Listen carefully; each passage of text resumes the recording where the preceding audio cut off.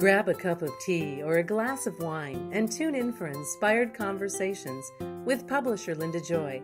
On Tuesdays at 2 p.m. Eastern, Linda creates sacred space for leading female luminaries, empowering authors, heart-centered female entrepreneurs, coaches, and healers. A soulful venue where guests openly share the fears and obstacles they've overcome, wisdom and lessons learned, and the personal journey that led them to the transformational work they do in the world. Inspired Conversations to empower you on your path to authentic, soulful living. Welcome to Inspired Conversations. I'm your host, Linda Joy, publisher of Aspire Magazine, the premier inspirational digital magazine for women since 2006, as well as the best-selling publisher at the boutique publishing house, InspiredLivingPublishing.com.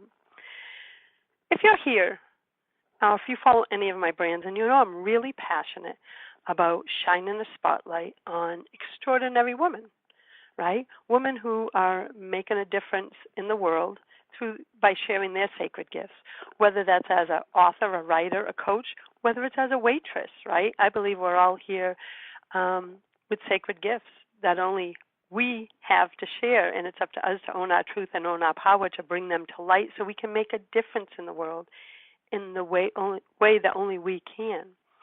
So that's what the Inspired Conversation show is about. It's about bringing you conversations with these women, really intimate conversations about their life, their path, their journey, and the work they're doing in the world. So let's dive into today's conversation. You know, we all talk to ourselves. Some of us have full-blown conversations out loud. Others just mutter silent phrases now and then. Regardless, we all engage in either destructive or constructive inner thoughts, which is what popular author and speaker and today's guest, Jennifer Rothschild, would define as self-talk. Jennifer wants to help people live the meaningful and productive lives that were intended for us. Today, Jennifer will be giving you insights on how to replace vicious lies with better-fitting self-talk and how to speak life-giving truth to the inner you, your soul. At the young age of 15, Jennifer was diagnosed with a rare degenerative eye disease that would eventually steal her sight. It was more than a turning point for the Miami, Florida native. Her dreams of becoming a commercial artist and cartoonist faded. Words and music have replaced her canvas and palette for more than 35 years. Jennifer is the author of 14 books with combined sales of over 500,000 units, including the newly released Me, Myself, and Lies, What to Say When You Talk to Yourself, Invisible, How You Feel Is Not Who You Are, and the best-selling Lessons I Learned in the Dark, and DVD-enhanced curriculum product, Walking by Faith. Jennifer has shared her life story with national media outlets including Good Morning America, The Today Show, Dr. Phil, Billy Graham, The 700 Club, Life Today, and countless magazine and radio outlets. And I'm thrilled that she's here today on the Inspired Conversation show. Welcome, Jennifer. Oh, thank you, Linda Joy. I am so grateful to be with you today. This is going to be so great.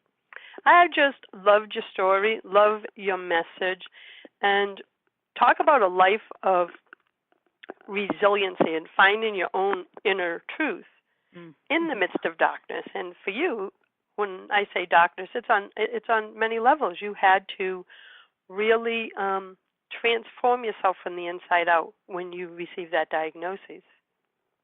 Yeah, and you know, darkness, it's interesting how clearly I have physical darkness that I live in, but we've all got our darkness. I mean, there's stuff that makes life dark. Sometimes it's depression. Sometimes it's a really hard relationship that just feels like a black cloud. You know, we've all got our stuff is my point. And for me, I think in many ways, even though blindness is absolutely the hardest thing I ever deal with every single day of my life, it's also become for me a very clarifying thing, and I call it a difficult gift, and here's why. Not because, you know, often we think of gifts as just stuff we can't wait to get and they make us happy. And blindness doesn't necessarily make me happy, but what has come with it has ushered in happiness, an ability to be introduced to myself on a deeper level, an ability to have an intimacy with God that I don't know if I would have had without blindness coming in and interrupting my self-reliance. So for me, it's been one of those things that I call it a gift that comes in really difficult wrappings. But it's been a gift because it's helped me to learn gratefulness, to learn to see beyond my circumstances, and really that's what helps us all thrive when we've got darkness in our lives. It's so true. And the little I do know about your life story, I look and say, wow. It's almost as if the blindness led you to your divine mission, right? Yeah, Because 14 books, international speaking, look at the lives you've changed because your path got redirected. Well, I think that's in many ways a weird way that God expressed his grace and mercy to me. I don't know that I would have had a platform without blindness, but I think that we are able to be a blessing to other people more through our weaknesses than through our strengths. We think, okay, if I can just get my act together, then I can go teach everyone else how to get their act together, and I will be a blessing to them. But really, it's when we live within the weakness, when we live within the challenge, that's when I think it becomes a bridge to other people and empowers them to be able to live within theirs. And not just live, but actually use it as a tool for their progress rather than a weapon against them that's going to tear them down. Oh, and it's so true, and I'm so excited about today's conversation because I work with a lot of women as private clients, and self-talk is a big thing, right? We say things to ourselves that we would never say to our best friend or child. So let's dive in, because you just recently wrote the book, Me, Myself, and Lies. So what led you to write it? Well, because I was a notorious self-slanderer. I was terrible in the way I talked to myself, and I remember, Linda Joy, one morning when I woke up, I had my kids, by the way, are born 10 years apart. Okay, so I, at that point, had like a 13-year-old and a 3-year-old, two boys. And so you can imagine I was usually either physically or emotionally exhausted. But I woke up this one morning, and it was like it all hit me before my feet even hit the floor. I was beating myself up. Jennifer, you're such a bad mom. You should have been more strict with your teenager. You're not giving your toddler enough attention. You are so impatient with your husband. Why can't you ever seem to get your laundry done? And on and on and on.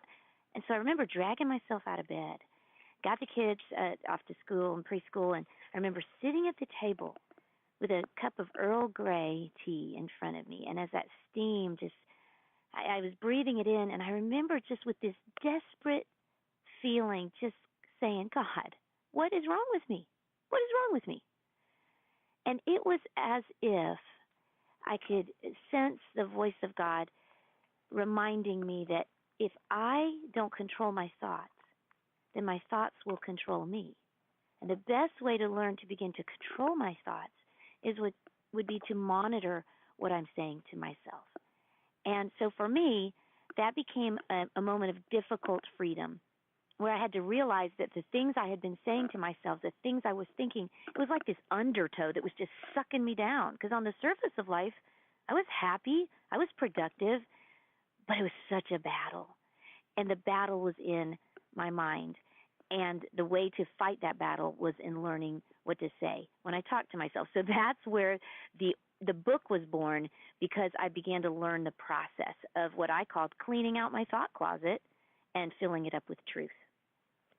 Wow, and this really resonates because I don't know if it's just women. I can only speak as a woman, right, and of the big circle of women that I serve. We're so tough on ourselves, and you're right. In that moment that you become conscious of your thoughts, that's when the choice becomes yours. And once you have that consciousness, there's no going back. That means every time, for me anyway, I'll speak my truth. Once I had that consciousness that I could control my thoughts, every time I let a negative thought slip, I knew I was making a conscious decision to do so. Because once you have that awareness, it's hard to go back, right? So then it's like, if you're going to allow the thought to come, then you have to do the redirect. right, which is replacing. I call it redirect. And I would allow it. I would learn how to not judge it, because that just makes us hold on to it more. And then I'd say, oh, you said that again. Do you redirect? And I would replace it with the opposite statement of what the truth was on a soul level. So it sounds like that's it for you too, right? Is learning that once you're aware of it, you started consciously choosing new thoughts. Exactly, and I love that, Linda Joy, because that's exactly kind of how I framed it, and I put it into 3 R's. Recognize what you're saying to yourself. When you recognize it's unproductive or destructive or untrue, then you replace it. I'm sorry, you refuse it. You refuse it. Like I have this image in my mind of a thought closet, and so if this ugly thought starts to knock on the door and say, I'm coming in, because I was such a name caller, Jennifer, you're such an idiot. So when I began to recognize my habit, when I would hear myself thinking that or saying that, it was like I would see in my mind's eye, my fist just kind of grabbing that ugly thought and letting it stand at the door of my thought closet. And it could knock all it wanted, but I refused it entry until I replaced it with truth. And the truth is, no, there's no way I'm an idiot. Am I flawed? Absolutely. Am I imperfect? Absolutely. Yay, me. But am I an idiot? No. I'm the workmanship of God. I have value and purpose. And when I let that truthful thought into my thought closet, then think about it. You wardrobe your life with what's in your thought closet. Just like what we're wearing right now, we got out of our closet this morning. So when I have truth in my thought closet, then my life is wardrobed with confidence, with joy, with peace, with all those things that God wants me to have. I love this. I love this whole concept of the thought closet, and I want to dive in even deeper when we come back from our break.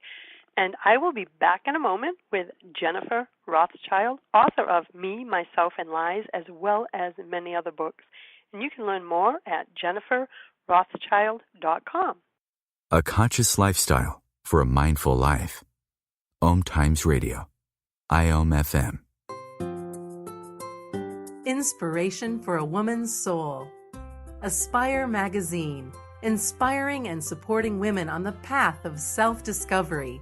Claim your free digital subscription today, which includes access to thousands of dollars of personal development bonus gifts from Team Inspiration partners. Claim your Aspire Magazine subscription today at subscribetoaspire.com.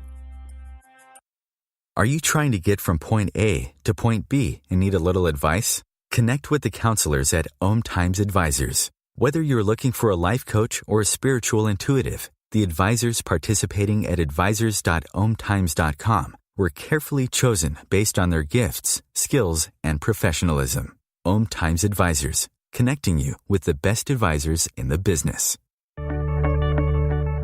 Do you have time to read that inspiring book or that blog post you've been meaning to get to?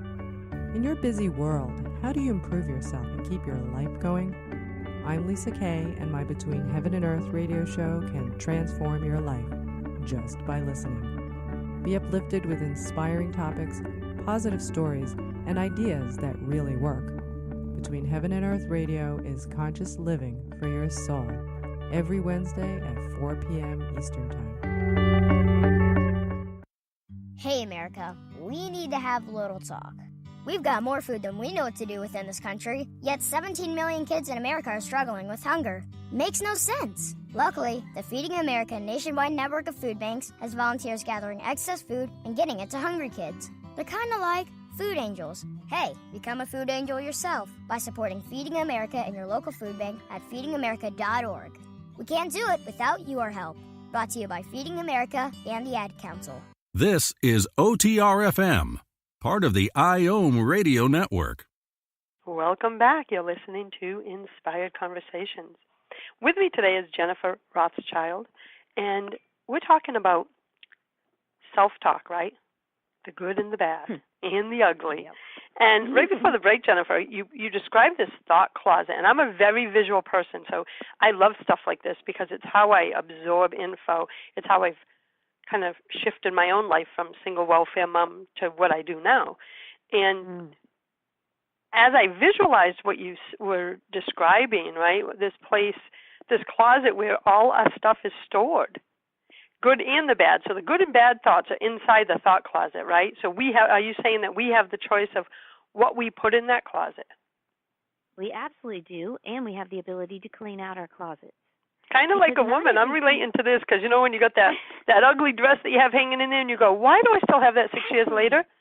So it's that same analogy of look at the thought or look at the dress and say, does this really serve me anymore? This is beautiful because it's a great way for women to see what is in your closet. Because there could be some little things in there that you forgot that you've had for many years, old beliefs, old thoughts.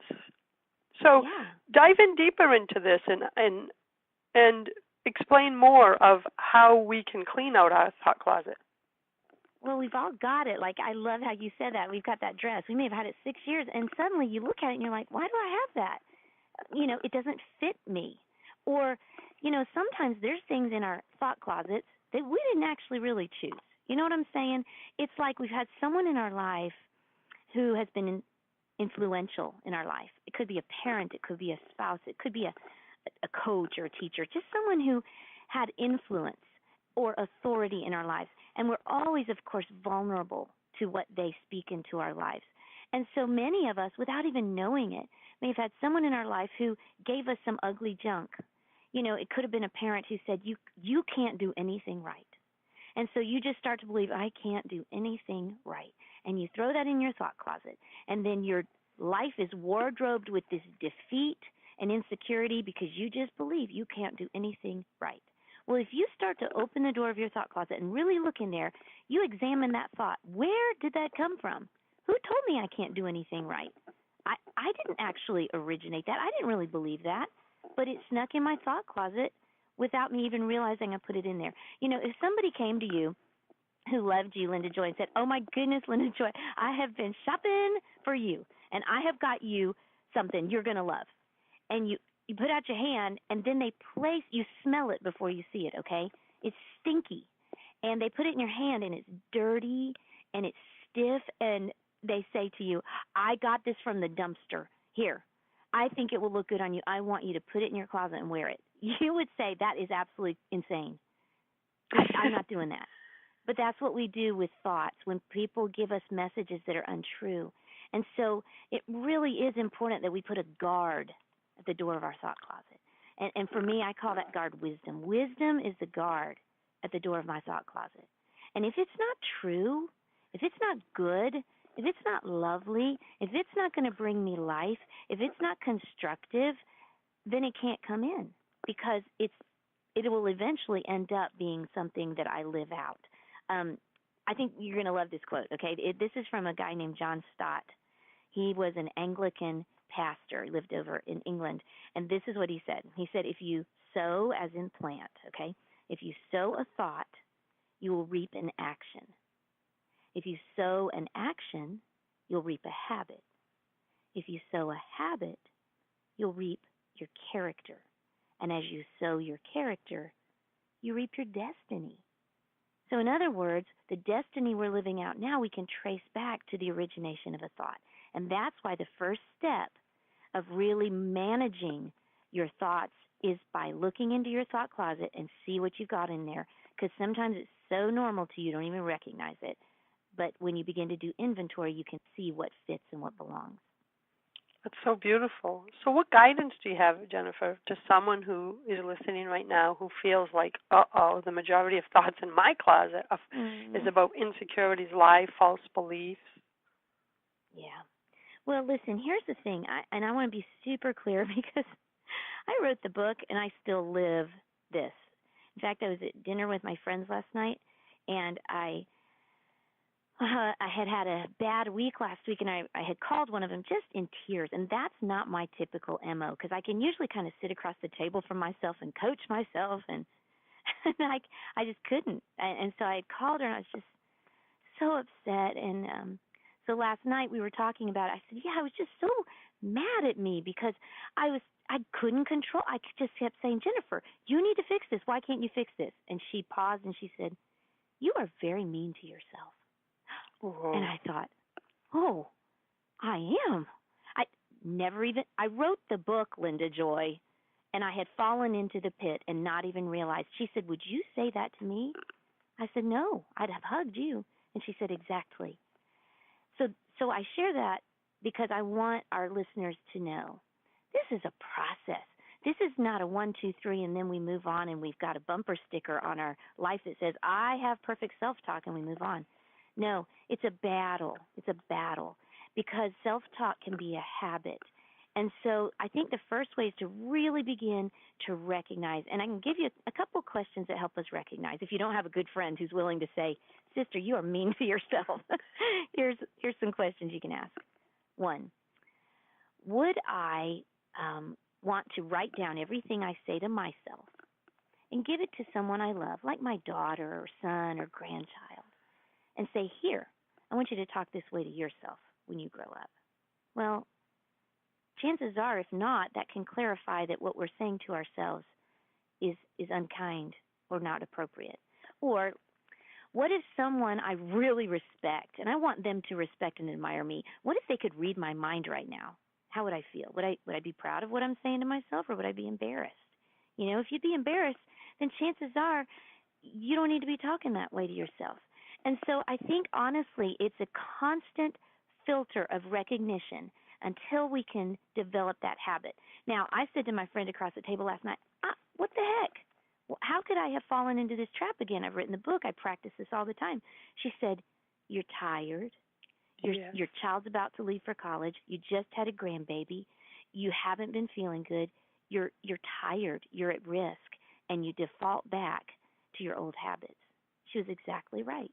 And so I guess that's why I'm saying, as I'm sharing this, I'm saying we got to give ourselves grace to fall off the wagon and realize that we're not always going to be perfect, but we can quickly realign ourselves back with the habit of recognizing what we're doing and then refusing it, saying, "No, I don't deserve that kind of talk. People I love, I wouldn't talk that way to them, so I'm not going to talk that way to me." And then we get back into the habit again, which will help continually develop our character and help us to live out the destiny that we want.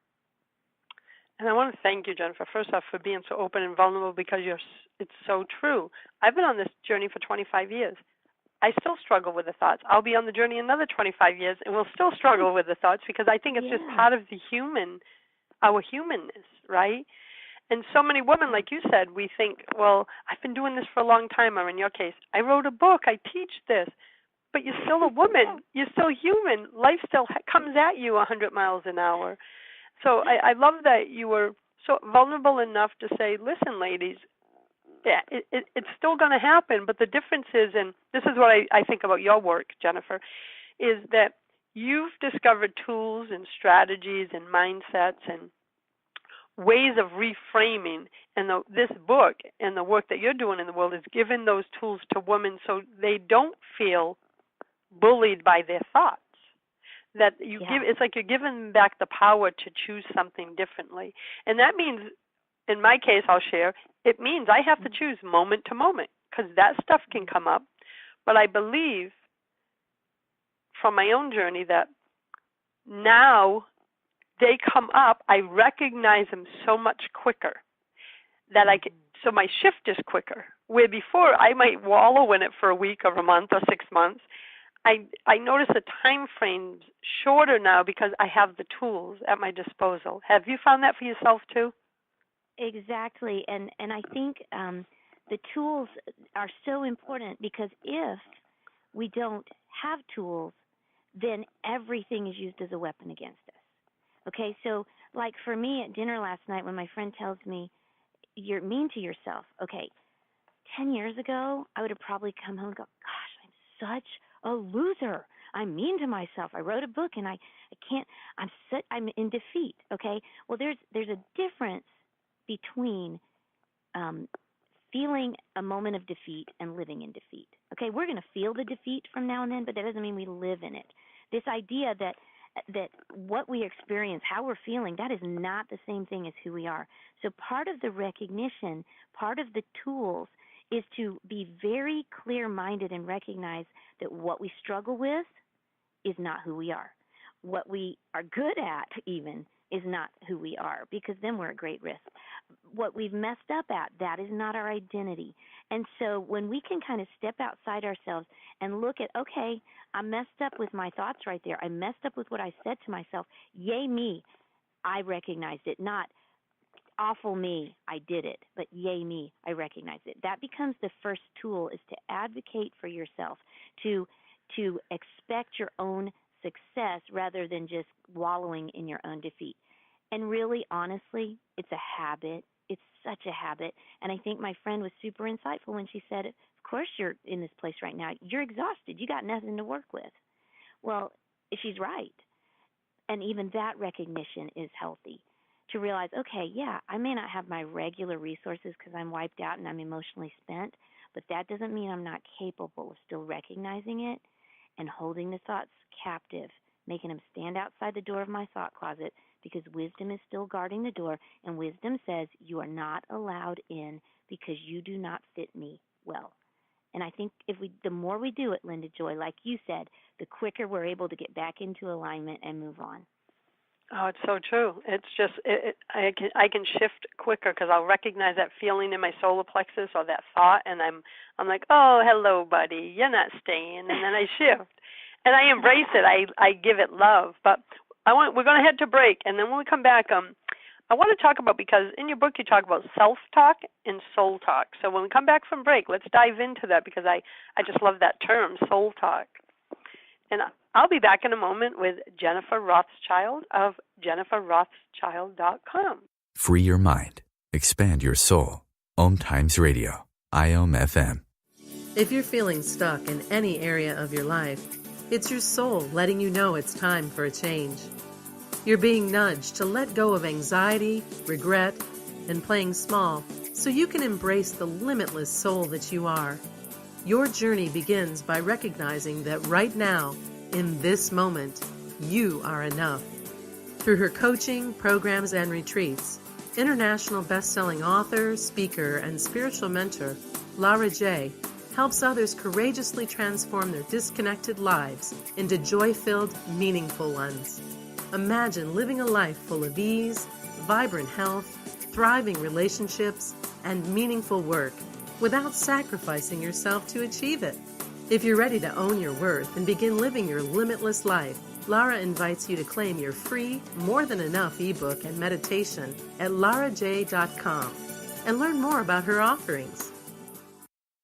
OMTimes Magazine is one of the leading online content providers of positivity, wellness, and personal empowerment. A philanthropic organization, their net proceeds are funneled to support worldwide charity initiatives via Humanity Healing International. Through their commitment to creating community and providing conscious content, they aspire to uplift humanity on a global scale. OMTimes, co-creating a more conscious lifestyle.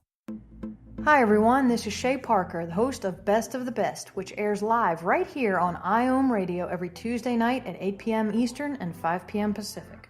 I'm super excited to bring you expert guest hosts, spiritual discussions, free psychic readings, and so much more. I can promise that you will not want to miss this one-of-a-kind, fun, yet touching, down-to-earth show. Join us every Tuesday night at 8 p.m. Eastern, 9 p.m. Pacific on OTR-FM. This is Shay Parker, and I can't wait to see you there. The number one reason girls drop out of school in sub-Saharan Africa is lack of access to feminine hygiene products. The Pads for Schoolgirls Project, an outreach of Humanity Healing International, is changing this paradigm by setting up sewing programs at schools, teaching girls a vocational skill, while producing the reusable pads that help keep them attending classes. The girls pay it forward by making and giving pad kits to other girls in need. To learn more, visit humanityhealing.org. Humanity Healing is where your heart is. A conscious lifestyle for a mindful life. OMTimes Radio. IOM FM. Welcome back. You're listening to Inspired Conversations. I'm your host, Linda Joy, and with me today is the author of many books, including the most recent, Me, Myself, and Lies, Jennifer Rothschild of jenniferrothschild.com. So, Jennifer, what is the difference between self-talk and soul talk? Well, for me, as I was beginning this journey of learning how to speak well to myself, this just helped me kind of clarify. So self-talk to me is just this almost mindless self-chatter, just whatever we say to ourselves. You can't do anything right. You shouldn't have done that. What an idiot. It's just almost a mindless habit, a steady stream of self-talk. And we all do it. But also, there is this self-talk that is not destructive, okay? It's this, where did I put my keys? Or I sure hope my husband let the dog out, or that kind of stuff. But the majority of self-talk tends to be something that destroys our souls. And so, for me, as I was on this journey, I decided to make a shift and realize that every word I speak to myself matters because it's going directly to my soul. Every belief I have, it's almost like it's etching these pathways in my brain. I mean, this is going to the depth of me. So I need to take these words seriously. And so I decided to replace all that mindless and mostly destructive self-talk for me with what I called life-giving soul talk, recognizing that it was going to the base of who I am and creating who I was and affirming who I was. So for me, soul talk is always life-giving. Soul talk is always constructive. Now, here's the thing. I don't use the words negative and positive very frequently, and here's why. Because sometimes some of the most constructive things you can say to your own soul may not sound positive on the surface. Like, wow, you really should not have responded that way to that person. They are more valuable than that, and you are more valuable than that. You must have an anger issue. Let's deal with your anger issue, Jennifer. Okay? That's very constructive, even though it may not sound real positive to say to yourself you have an anger issue, or whatever it may be for each individual. But the point is, when we speak truth to ourselves, that's always constructive, and that's what I call soul talk. I love it. So it's easy to define it then. One is defeating and one is uplifting, right? So it's kind of almost like I could feel it as an energy of how does it make me feel? Mm-hmm. Right? Yeah, because even when sometimes, you think about it, okay, like water. Water is a life-giving, cleansing, I can't think of the word thing, whatever it is, substance. But sometimes that water comes in the form of ice. Sometimes you could boil it and it's really hot. Well, if you put your hand in that hot water, it might burn. But what does it also do? That hot water is going to help purify and get out the bad stuff. So the element itself is helpful and good. And the way we use it can be for our good, even if sometimes it may not feel awesome at that very moment, but it will eventually be uplifting and healing to our souls.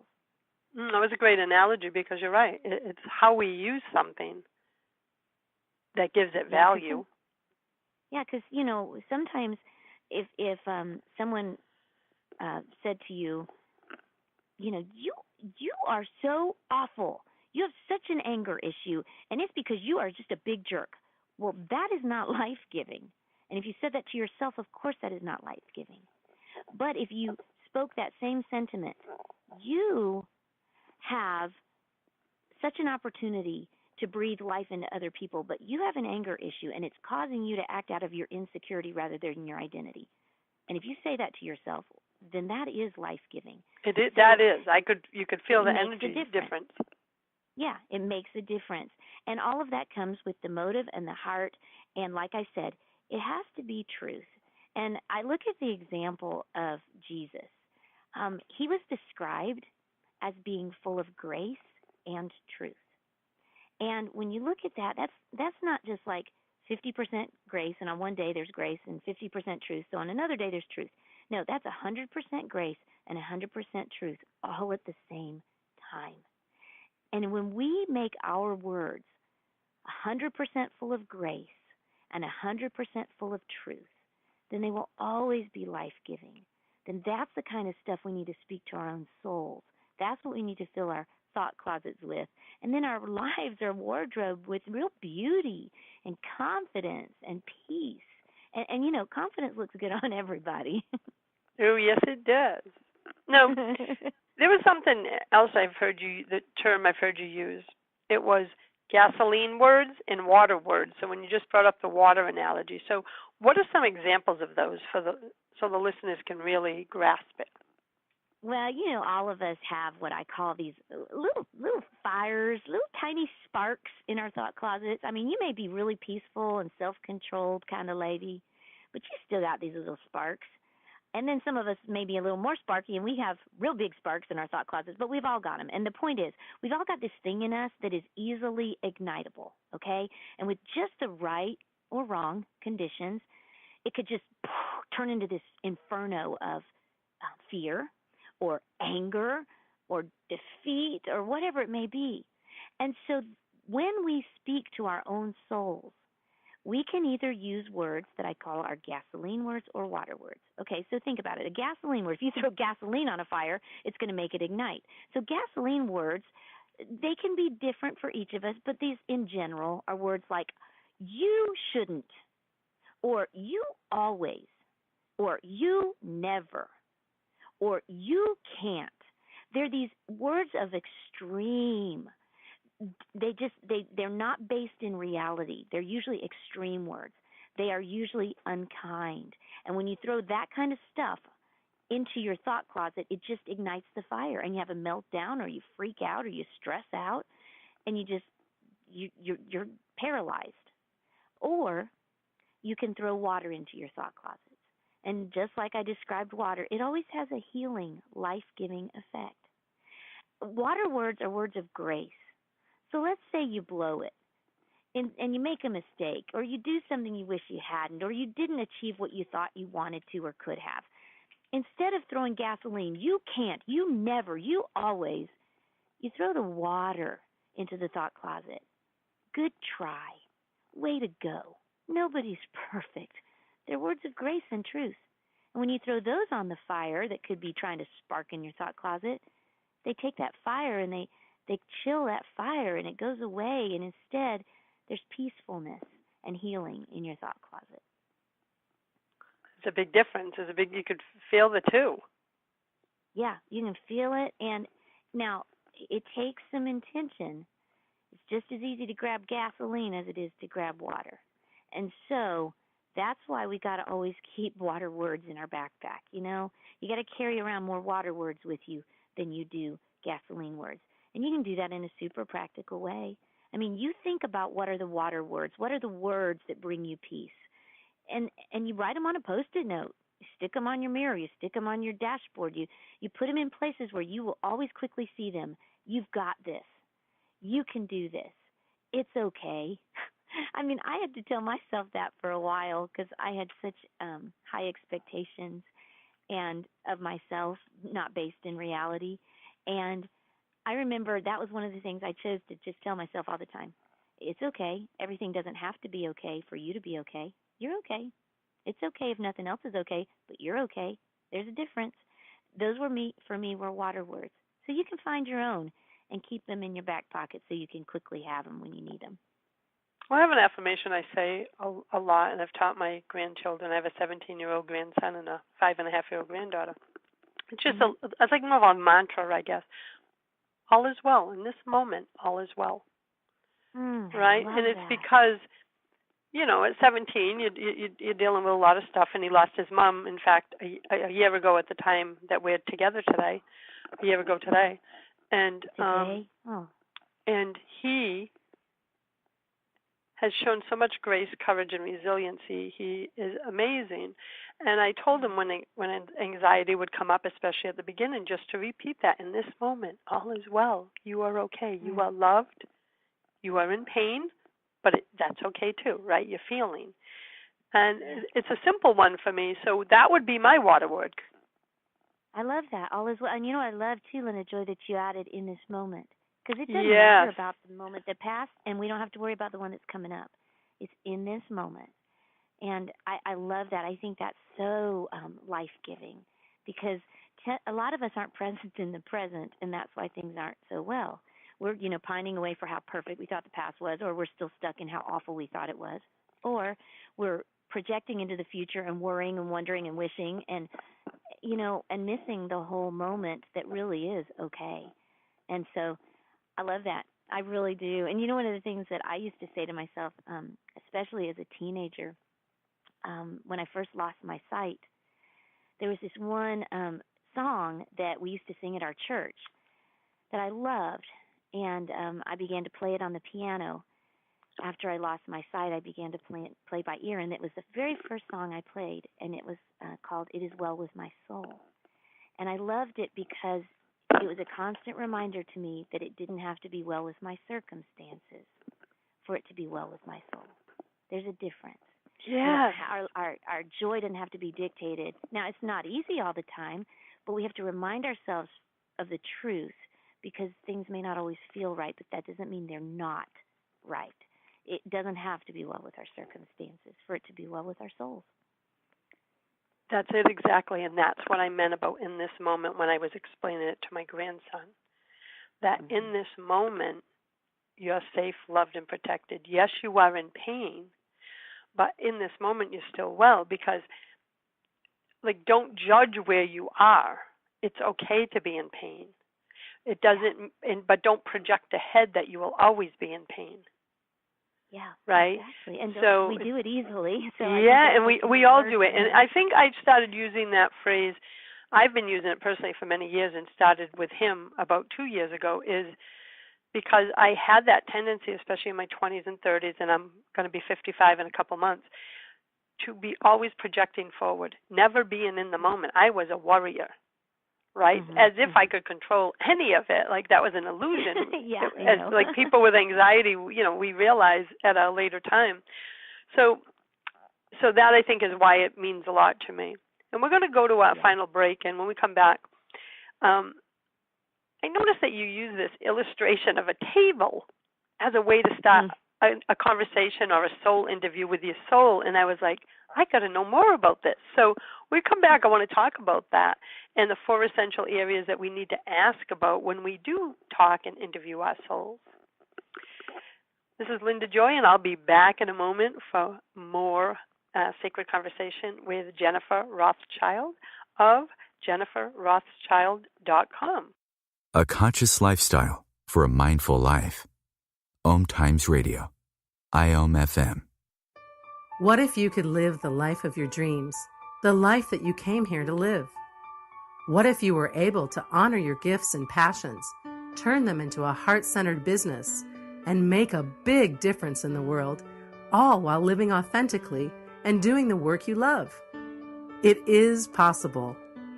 Patricia Young, president and founder of InnerProsperityAcademy.com, knows that awakening to your own truth, aligning with your life purpose, and having your own business is one of the most exciting and courageous things you will ever do in your life. Patricia helps spiritual, sensitive, and growth-oriented women start, grow, or transition into a business they love so they can go from working for a paycheck to working for a mission. For supportive resources, programs, and more to help you do just that, visit InnerProsperityAcademy.com.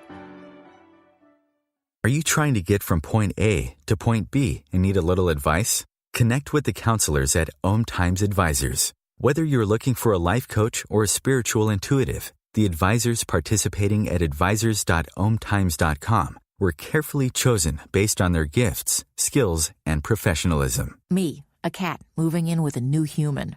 It took a little getting used to. She has these weird games she likes to play, like this giant feather. She sticks it in my face. I swat it away. She sticks it in my face. I swat it away. It's almost like she thinks I enjoy it. But seeing how much fun she gets out of it, well, I guess it makes it all worth it. Humans. A person is the best thing to happen to a shelter pet. Be that person. Adopt. Brought to you by the Ad Council and the ShelterPetProject.org. A conscious lifestyle for a mindful life. OMTimes Radio. IOM FM. Hi, you're listening to Inspired Conversations. I'm your host, Linda Joy. With me today is the inspirational author of Me, Myself, and Lies, Jennifer Rothschild. So, Jennifer, right before the break, I said I was so curious about why you use an illustration of a table as a way to open a conversation with your soul. Yeah. So I learned one day, I was So, well, let me back up and say it this way. Okay, so I happen to be a believer in Christ. So when I was really seeking on how to talk well to myself, I started reading through the Psalms. And, they're really, it's so interesting. They're like modern day blogs, like, God help me. God, I don't like you. God, why'd you do that? God, I love you. God, please help me. I mean, it's so human, okay? And so one of the passages I read was David, and he's saying to himself, "Why are you in despair, O my soul?" And I thought, that is so cool. He's asking his soul a question. And so I thought, okay, I'm going to start doing that. I'm going to start asking my soul the question. When things aren't firing right, I'm going to ask my soul. So I happened to be sitting at the table, and it had 4 legs, and that's what led me to do it. So I said, you sit at a table, and I had a cup of coffee on the table, and I thought, if one of these table legs weren't screwed in well or was broken, then this whole table would be shaky. It wouldn't be balanced, and that's how I was feeling. And so I began to look at each leg of the table like as a part of my life. So the first leg was emotionally. Okay, how am I doing emotionally? What's up with my feelings? Because feelings are so powerful that I would often believe, and I think most women do, we can mistake them for facts. I don't feel like my husband loves me. Well, that doesn't mean he doesn't love me. So I began to really look through my feelings. Am I thinking with my feelings? Am I assuming every feeling is a fact? Am I letting my feelings take me places I don't want to go? So I began to really look at that part of my life emotionally, and asking, trying to create my emotions, not to make them the destination, but to make them what I call an intuitive detective, that I could follow and say, why are you feeling this way, and let them lead me to the truth, okay? So I think all of us, when we're interviewing our soul, we have to look at our emotional area of our life. The second leg of that table is what I call the mental leg. And I think for a lot of us, as ladies especially, unless we're in the professional world and we're using our brain like all the time, some of us are home with kids, some of us are retired, and maybe we're not as mentally engaged all the time. And sometimes I think that can be to our detriment. I think we can be, why are you in despair, oh my soul? And it can be because we're mentally bored. And we've got such a powerful brain between our ears. And if we don't give it something to focus on, it's going to find things to focus on. And a lot of times they're not good. And we can become worriers, or we can find a project like a family member or a husband who we need to fix. Oh, yeah, I've done that. Right? And I noticed for me, I was a little bored. And I realized, what was I thinking about? Well, I really had no diversions in my life to think about. And so I began to decide I was going to read dead authors. So I started listening to books by dead authors. They were mentally challenging. They took me into worlds I hadn't been in. And it made such a difference. So I think all of us need to look at that area of our lives mentally. Are we engaging our minds? The third area is physically. I mean, we really are knit together, mind, body, spirit. And sometimes we may think we are just depressed and we're in just, what's wrong with me? And it literally could be because we're just eating too much sugar and not getting enough rest. I mean, we got to pay attention to our bodies. Are we moving enough? Are we giving our bodies the nutrition it needs to serve us?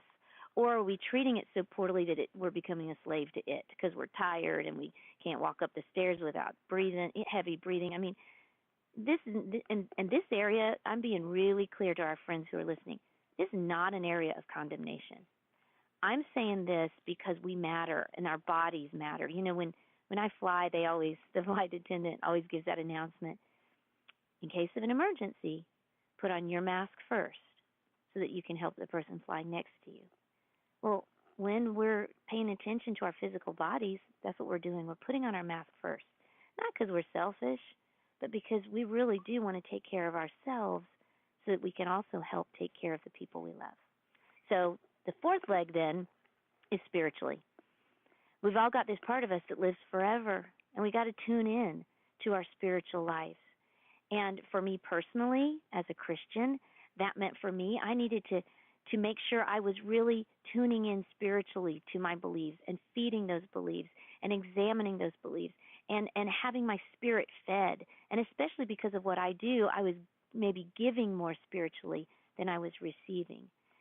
C.S. Lewis once said that if you find this place in you, this longing in you, that nothing on this earth can meet, well, it means you were made for another world. So we've got to examine those spiritual longings, because in many ways, that really is the weight-bearing leg of the table. And if that ain't right, nothing else is going to be right. And so in order to live that balance, we got to interview our souls and look at those 4 areas: emotionally, physically, mentally, and spiritually. And when all those things are in balance, then we're not shaky, then we're not in despair. And I think we got to do it, every now and then, every couple of weeks, depends on who you are. But, sometimes for me, I got to do it every couple of months just to kind of realign things and make sure everything's where it needs to be. This really resonated with me because, for many years I've been on, I guess you could call it spiritual personal development path for 25 years. It's how I shifted my life from where I was to now. Mm-hmm. And when I'm looking at looking at your analogy of the table, I'm like, there were many years I dove so deep into the spiritual and the emotional because I needed to heal both, right? That I forgot about the physical, right? And wasn't taking care of my physical body. So then, of course, what would happen? Illness would manifest, and I'm like, oh, shoot, I'm out of balance. So it's kind of like that, right? If one goes out of balance, in my case, it was back then, not now, the physical, then it's almost like you have to reshift, put the leg back on the table, and get back into balance. So is that a accurate description of? I love it. I love it, Linda Joy, and here's why. Because if you think about it, I mean, what I'm about to say, every woman can identify with. Okay, so if emotionally things are just whacked out and you haven't been able to get a handle on your emotions and clean out your thought closet, you're tired. You don't really want to get out of bed in the morning. All you think about is the negative. Spiritually, you think I'm hopeless. Or if mentally you're just so bored, then you can focus on the wrong things and muse on all the wrong things and get real emotionally negative. You can get physically just, all tense and angry. You can feel spiritually bitter. I mean, they're all interconnected. We really are mind, body, spirit. Now, my hesitation was saying that, though, because I even feel it when I say it. Oh, that's a lot of pressure. Okay, we got to have everything right on in every area of our life. Grace, grace, grace. Having that balance doesn't mean we have a physical regimen of an hour exercise a day, and then we spend 30 minutes in spiritual disciplines, and then we read a book for an hour. That's not what it means. It means there's an awareness that we got to take care of each area of our lives and not neglect one for the other. Yeah, I love that, having an awareness of it, because if not, that's when it will become out of balance. So it's kind of like you're always energetically just touching base on all 4 realms. Just say, it's almost like, you're like, okay, where are you there? But it's also, like you said earlier, monitoring where you're at. Because if you're feeling angry, etc., that means you're emotionally overwhelmed or spiritually bankrupt, right? Yeah. And that's when you want to catch it before. In my case, it used to manifest in the physical, right? Because my physical body would take it. Because I for many years, I loved being, and I still do, but I'm more in balance now, I guess is what I'm saying. Like I said, I used to dive in deep with the emotional healing, spiritual healing, an avid book reader. But that physical, like, making sure I get exercise, making sure I nourish my body at all. Yeah. And when I do, make sure it's nourishing foods. That has always been my struggle.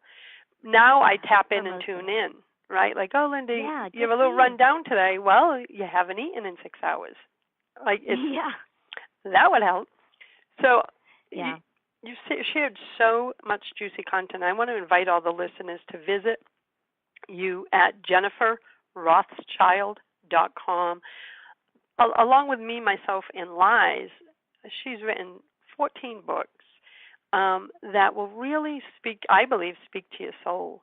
And I think we all need a place and a resource to go to kind of shift our thoughts, tap back into our soul's truth, as you were discussing, Jennifer. So I invite everyone to please visit Jennifer, learn more about the inspiring work she is doing in the world, And Jennifer, I want to thank you for our sacred time together. I really enjoyed our conversation, and I know my listeners did too.